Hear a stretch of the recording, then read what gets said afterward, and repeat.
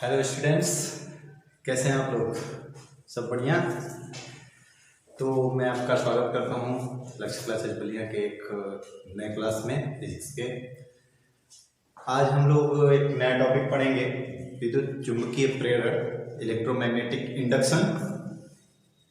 बहुत ही जबरदस्त टॉपिक है, बहुत ही मज़ेदार है, बहुत ही इंटरेस्टिंग है। चलिए देखते हैं, पहले कहानी शुरू करते हैं, उसके बाद बताते हैं। इससे पहले हम लोगों ने पढ़ा है कि जब भी कोई एक धारावाही चालक है, उसमें अगर धारा प्रवाहित होती है तो वो अपने चारों तरफ एक चुंबकीय क्षेत्र बनाता है।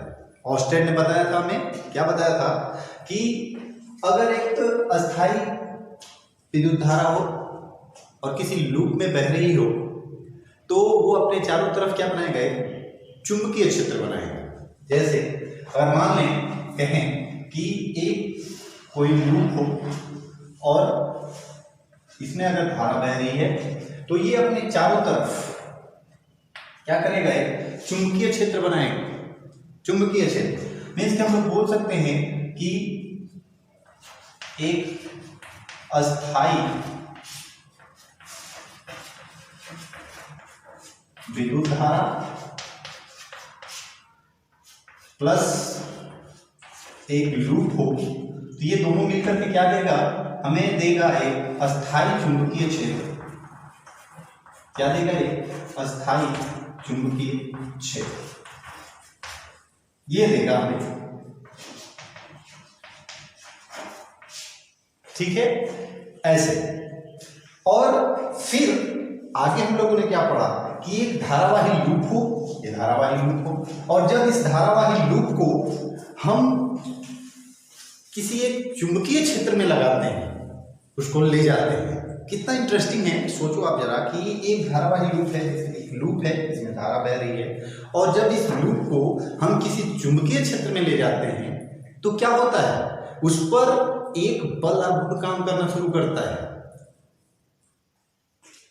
जैसे ये धारावाही लूप है, धारा इसमें प्रवाहित हो रही है, हम क्या करें इसको कि एक चुंबकीय क्षेत्र में, अस्थाई चुंबकीय क्षेत्र में उसको ले गए तो क्या होता है, देखिए आप, जैसे फैन, इलेक्ट्रिक मोटर्स, उसमें कॉइल्स रहती हैं। जब उसमें हम लोग करंट फ्लो कराते हैं, धारा प्रवाहित कराते हैं, तो और उसको जब एक चुंबकीय क्षेत्र में रखते हैं तो उस पर क्या करता है, एक बल आघूर्ण काम करना शुरू कर देता है। तो ऐसे ही ये हमें कहां से मिला था, ऑस्टेड के प्रयोग से मिला था कि जब भी किसी एक धारावाही लूप में धारा प्रवाहित होती है तो वो अपने चारों तरफ एक चुंबकीय क्षेत्र जनरेट करता है, बनाता है। तो इसी चीज को 10-12 साल बाद जब ऑस्टेड ने बता दिया, तो इसी चीज को 10-12 साल बाद फैराडे ने सोचा कि इसका उल्टा भी हो सकता है, कुछ जरूर होता होगा कि जब किसी एक लूप को चुंबकीय क्षेत्र में ले जाएं तो उसमें धारा बहनी चाहिए। मीन्स क्या बताया उसने, क्या सोचा वो, चलिए फिर से हम उस फैराडे के सोच को बताते हैं कि उसने सोचा कि एक लूप हो, ऐसे एक लूप हो गया और इसको हम एक अस्थाई चुंबकीय क्षेत्र में रख दें तो क्या होगा, इस लूप में धारा बहनी चाहिए। जस्ट इसके उल्टा पहले ऑस्टेड ने क्या बताया था कि इसमें अगर हम धारा प्रवाहित करते हैं लूप में तो हमें चुंबकीय क्षेत्र मिलेगा। तो फैराडे ने क्या सोचा कि एक लूप है, जब इसको हम एक चुंबकीय क्षेत्र में रखेंगे तो इस लूप में धारा प्रवाहित होने लगेगी। भाई सिंपल सी चीज है, उसके उल्टा। ठीक है, या फिर जब इस लूप को एक अस्थाई चुंबकीय क्षेत्र में ले जाएंगे, ठीक है, और इस लूप पर एक बल आघूर्ण काम करेगा तो इस लूप में धारा प्रवाहित होनी शुरू हो जाएगी। तो इसी सोच को लेकर के कई बार फैराडे ने बहुत कुछ किया, बहुत प्रयोग किए, लूप लगाया, एक चुंबक लेकर आया, चुंबकीय क्षेत्र बनाया, बहुत प्रयोग किए, बहुत सारे प्रयोग कर डाले, लेकिन धारा प्रवाहित नहीं हुई। तो एक बार एक दिन झल्ला करके उसने क्या किया कि इस लूप में ही उसने चुंबक को फेंक दिया ऐसे।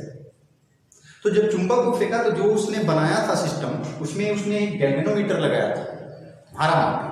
उसने देखा कि जैसे उसने चुंबक को फेंका वो धारावाही में विक्षेप हुआ, डिफ्लेक्ट हो गया वो। जब वो डिफ्लेक्ट हुआ तो सरप्राइज हो गया वो, कह रही ये कैसे हो गया। तब उसने कहा, देखा कि जब तक इन दोनों में जो धारावाही लूप है और जो चुंबकीय, ये जो चुंबकीय क्षेत्र है, इन दोनों में जब तक एक अपेक्षित गति नहीं होगी तब तक धारा प्रवाहित नहीं हो रही थी। और इसी घटना को वैद्युत चुंबकीय प्रेरण कहा गया, चुंबकीय प्रेरण कहा गया। ठीक है, तो ये बहुत इंटरेस्टिंग चीज है। अब इसमें आगे आता है भाई, इसी चीज के बारे में जानते हैं, जो घटना है, ये घटना विद्युत चुंबकीय प्रेरण कहलाई। तो इस घटना को, अब इस घटना में क्या क्या चीजें आती हैं, जो विद्युत चुंबकीय प्रेरण है, इसमें जो चुंबकीय क्षेत्र है वो कैसे अपेक्षित गति करेगा, ये लूप कैसे अपेक्षित गति करेगा, तब जाकर के उस पर धारा प्रवाहित होगी। इसके लिए सबसे पहले अगर किसी फैमिली के बारे में पढ़ना है, जानना है हमें, तो उसके सदस्यों के बारे में जानना पड़ेगा। तो ऐसे ही इसके सदस्य हैं, जैसे क्या यार कि इसके जो पहले सदस्य थे वो थे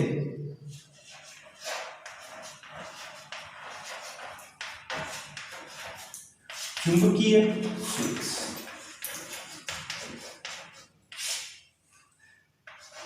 इसको बोला गया मैग्नेटिक फ्लक्स। मैग्नेटिक फ्लक्स क्या है? मैग्नेटिक फ्लक्स सेम जैसे हम लोग इलेक्ट्रिक फ्लक्स पढ़े हैं वैसा ये है मैग्नेटिक फ्लक्स, एक अदिश राशि। होता क्या है मैग्नेटिक फ्लक्स एक्चुअली में, क्या है क्या ये एक्चुअली में चीज? देखिए बताते हैं कि क्या है मैग्नेटिक फ्लक्स। एक्चुअली में जैसे डिफिनीशन हम आपको बता दें, पहले डिफिनीशन कि मैग्नेटिक फ्लक्स की डिफिनीशन क्या है कि किसी एक सरफेस से गुजरने वाली चुंबकीय बल रेखाओं की संख्या जो उसे लंबवत गुजरे वही चुंबकीय फ्लक्स कहलाती है। इसको थोड़ा अपने प्रैक्टिकल रूप में समझते हैं। देखिए कैसे, पानी का फव्वारा तो सब लोग देखे होंगे, शावर जो हम लोग नहाते हैं, जैसे मान लीजिए कोई एक शावर है यहाँ पर ऐसे, और पानी इससे निकल रहा है बहुत,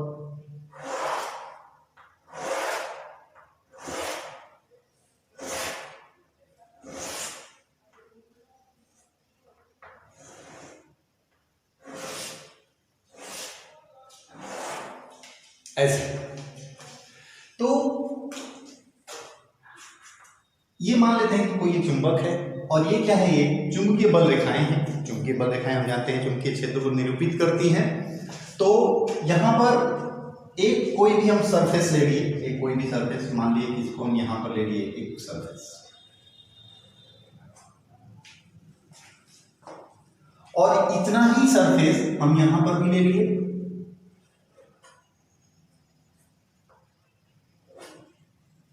दोनों सेम, ये दोनों सेम, इतना सरफेस ये है उतना ही ये।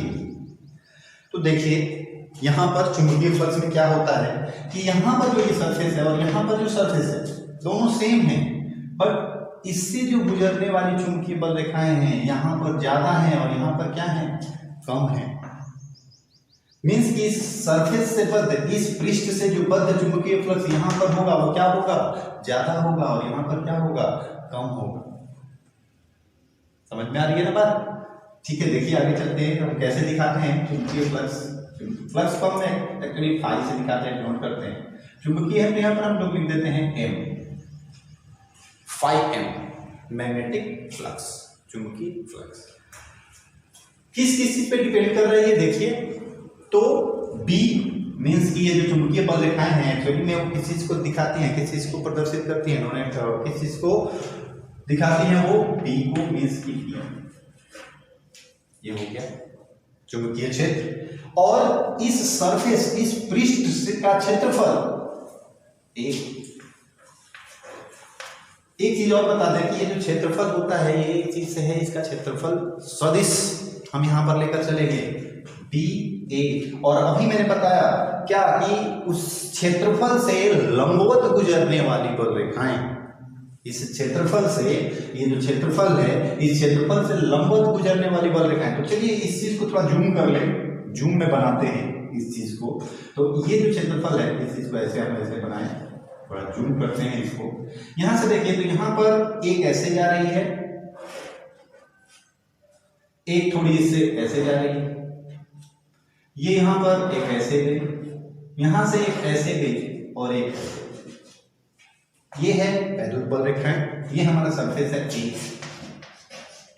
तो हम जानते हैं कि जो कोई भी एक पृष्ठ है उसका जो सदिश है, क्षेत्रफल सदिश ये है।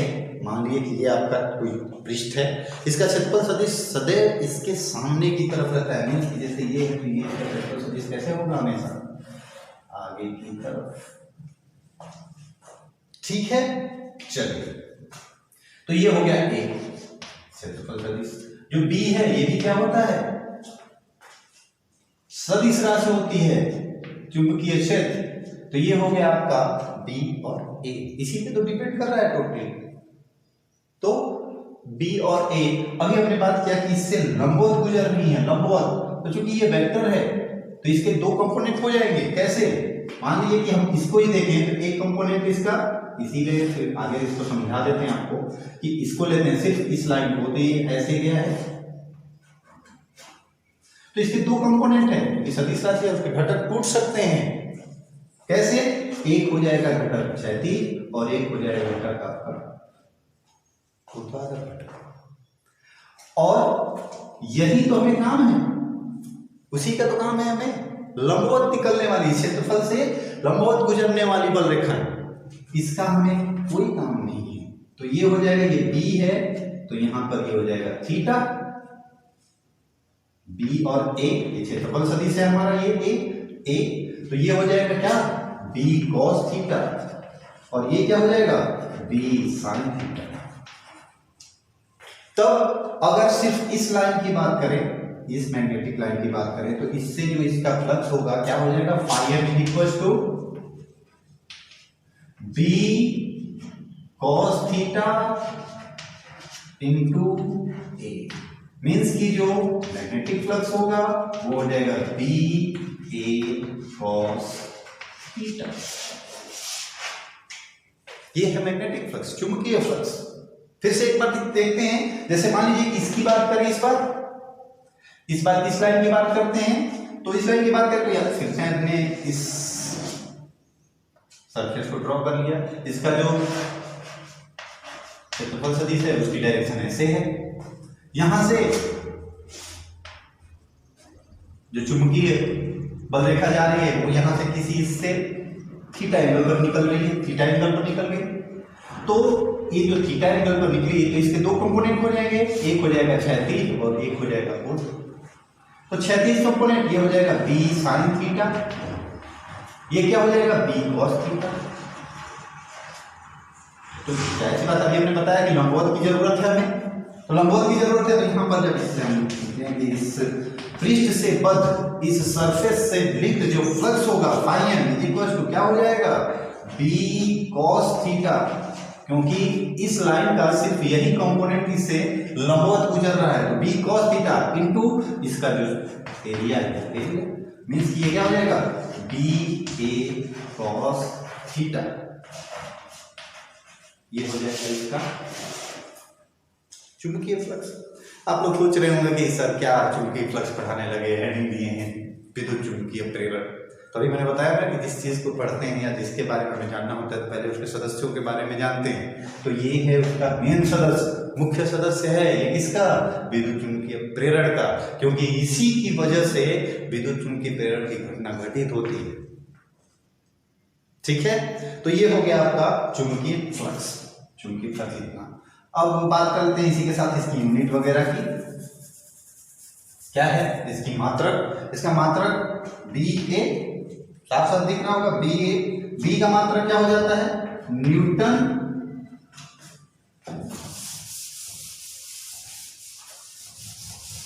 यूनिट पढ़ लेते हैं मात्रक फ्लक्स का।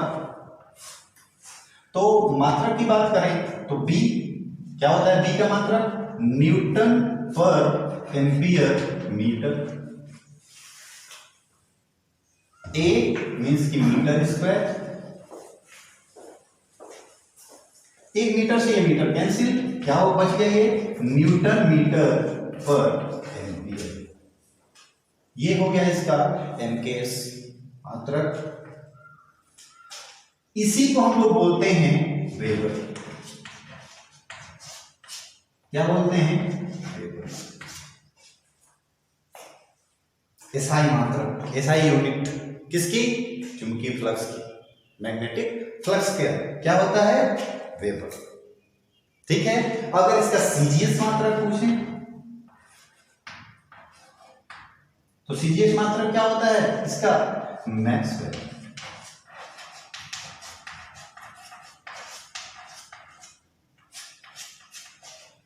सीजीएस मात्रक क्या हो गया इसका? मैक्सवेल। किसका? चुंबकीय फ्लक्स का। तो आगे बढ़ते हैं इसी में थोड़ा सा।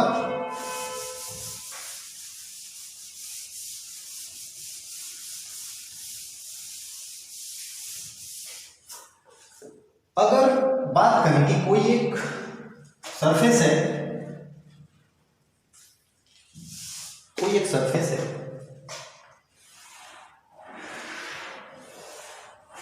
ये सरफेस है, इससे चुंबकीय बल रेखाएं इससे लंबवत गुजर रही है और ये इसका एरिया वेक्टर क्षेत्रफल सदिश और ये है बी और सब इससे लंबवत गुजर रही है। तो बोला जाएगा कि इस एरिया से, इस क्षेत्रफल से, इस पृष्ठ से बद्ध कुल फ्लक्स फाई हो गए। Phi is equal to B A cos theta, जहां पर थीटा क्या होता है? बी और ए के बीच का एंगल होता है। तो यहाँ पर बी और ए के बीच का जो थीटा एंगल है वो कितना है? ये भी इसी डायरेक्शन में है, ये भी इसी डायरेक्शन में है, मींस की 0 डिग्री। यहाँ पर हम लोग लिख लेंगे बी ए कॉस 0। तो फाई इक्वल टू क्या हो जाएगा? बी ए। यहां से अगर बात करें बी की, तो बी इक्वल टू क्या लिख सकते हैं?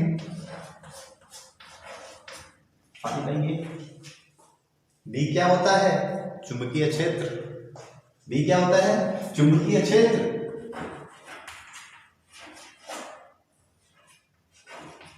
चुंबकीय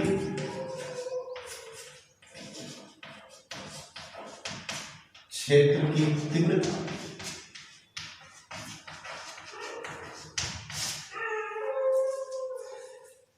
लेकिन यहां पर फाइव है, ये फ्लक्स के रूप में है, तो इस चीज को, इस टर्म को एक और नाम देते हैं और उसको क्या बोलते हैं? चुंबकीय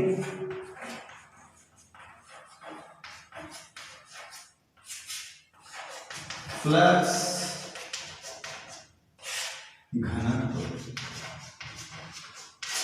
क्या कहते हैं इसको? चुंबकीय फ्लक्स घनत्व, मैग्नेटिक फ्लक्स डेंसिटी। इस टर्म को बोला जाता है मैग्नेटिक फ्लक्स डेंसिटी, चुंबकीय फ्लक्स घनत्व। क्लियर हो रही है बात? यहीं से निकल के, सब कुछ यहीं से निकल के सामने आएगा। आपको कुछ भी नहीं करना है, सब कुछ यहीं से निकल के सामने आएगा। बस आप अपना कॉन्सेप्ट क्लियर रखो, बस कॉन्सेप्ट क्लियर है, सारी चीजें खुद ब खुद सामने आती जाएंगी। कुछ भी एक्स्ट्रा सोचने की जरूरत नहीं है। ठीक है, चलिए और कुछ देखते हैं आगे इसमें। मान लो कि कोई एक एरिया है और इस एरिया से, इस सरफेस से चुंबकीय बल रेखाएं, magnetic lines, magnetic force lines क्या हो रही हैं? बाहर की तरफ निकल रही हैं। क्या हो रही हैं? बाहर की तरफ निकल रही हैं। तो इस पृष्ठ, इस सरफेस पे जो लिंक्ड फ्लक्स होगा हमेशा क्या होगा? पॉजिटिव होगा। मीन्स इस एरिया से जो फ्लक्स होगा हमेशा क्या होगा? पॉजिटिव होगा। कब? जब ये चुंबकीय बल रेखाएं इस एरिया से क्या होंगी? बाहर की तरफ निकलती हुई। वहीं जस्ट इसके अपोजिट, मान लो कोई एक एरिया है, इसमें क्या है कि चुंबकीय बल रेखाएं अंदर की तरफ आ रही हैं। क्या हो रही हैं? अंदर की तरफ आ रही हैं। तो इस एरिया से बद्ध जो चुंबकीय फ्लक्स होगा, इस सरफेस से जो लिंक्ड मैग्नेटिक फ्लक्स होगा वो क्या होगा? फाई इज इक्वल टू, वो हमेशा क्या होगा? नेगेटिव। बात समझ में आ रही है? ठीक। चलिए, तो ये था हमारा चुंबकीय फ्लक्स। अब दिमाग में क्वेश्चन आ रहा होगा कि ये चुंबकीय फ्लक्स में कहाँ से आ गया, विद्युत चुंबकीय प्रेरण में कहाँ इसका क्या मान है, मतलब क्या है। तो अभी हम लोगों ने चुंबकीय प्रेरण में, जैसे मैंने कि फैराडे की कहानी बताई, क्या कि जब तक इस लूप में, ये जो लूप रहेगा हम लोगों का धारावाही लूप, एक लूप में, और जो चुंबकीय क्षेत्र है उसमें जब तक अपेक्षित गति नहीं होगी तब तक उस लूप में धारा प्रवाहित नहीं होगी। धारा प्रवाहित की बात की जाती है, ऐसा है। क्या होता है कि जब कोई एक लूप है, उस लूप और उस चुंबकीय क्षेत्र में अपेक्षित गति होती है, तो उस लूप के दोनों सिरों पर, उस लूप के सिरों पर एक वैद्युत वाहक बल उत्पन्न होता है। क्या उत्पन्न होता है? एक विद्युत वाहक बल उत्पन्न होता है, जिसे हम लोग प्रेरित विद्युत वाहक बल कहते हैं। उसको क्या कहते हैं? प्रेरित विद्युत वाहक बल। प्रेरित विद्युत वाहक बल। इसमें यह जरूरी नहीं रहता कि वो लूप एक क्लोज्ड लूप हो, बंद हो, नहीं, ऐसा कुछ भी जरूरी नहीं है। एक लूप लिए, यहीं तक मोड़ दिए, उसमें एक हम लोग क्या किए, घुमाते हुए चुंबक को डाल दिए, या फिर एक चुंबक को रखे हैं हम, उसमें लूप को घुमा रहे हैं, ठीक है। तो उस लूप के दोनों सिरों पर क्या हो जाएगा? एक विद्युत वाहक, प्रेरित विद्युत वाहक बल, एक विद्युत वाहक बल जनरेट होता है, जिसे हम लोग बोलते हैं क्या? प्रेरित विद्युत वाहक बल, या इसको बोला जाता है इंड्यूस्ड ईएमएफ।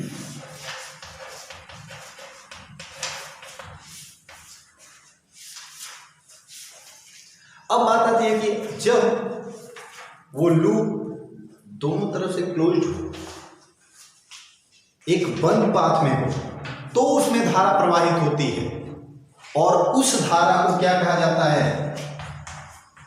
प्रेरित विद्युत धारा।